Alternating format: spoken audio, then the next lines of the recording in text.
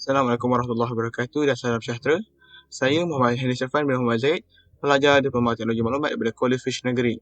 Hari ini saya akan membentangkan berkenaan dengan sistem yang saya bangunkan, iaitu SeaJell. Itu merupakan penyana e-SeaJell yang ringkas. Objektif penggunaan sistem ini ialah untuk menggalakkan penggunaan SeaJell elektronik berbanding SeaJell fizikal.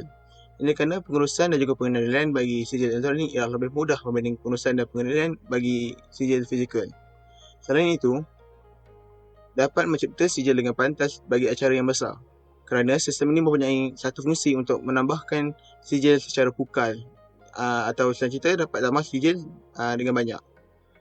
Dan akhir sekali, memudahkan akses kepada SeaJell lampau. Pengguna atau peserta dapat mengakses SeaJell lampau mereka dengan hanya perlu menaip URL untuk melihat SeaJell tersebut pada layar web mereka.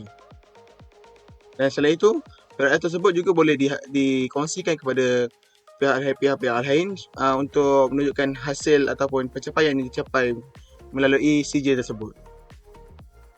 Antara fungsi yang terdapat pada sistem SeaJell ini ialah sistem pengguna. Pengguna dibahagikan kepada dua bahagian, iaitu peserta dan juga pentadbir. Pentadbir mempunyai kebenaran yang lebih berbanding peserta, seperti menambah dan membuang pengguna, menambah dan membuang acara, dan juga menambah dan membuang SeaJell.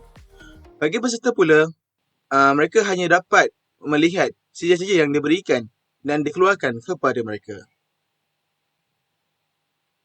Fungsi seterusnya ialah fungsi penjenaan SeaJell itu sendiri. SeaJell ditambah mengikut acara yang ditambah oleh pentadbir di ruangan acara. SeaJell yang ditambah melalui sistem ini juga dapat disesuaikan mengikut kehendak pentadbir.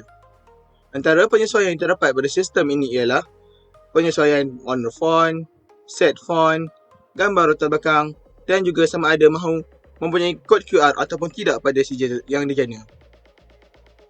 Fungsi terakhir yang terdapat pada sistem ini ialah dapat menambah pengguna dan juga SeaJell secara pukal menggunakan file spreadsheet berdasarkan template yang diberikan. Itu sahaja untuk pembentangan saya pada hari ini. Assalamualaikum dan salam sejahtera.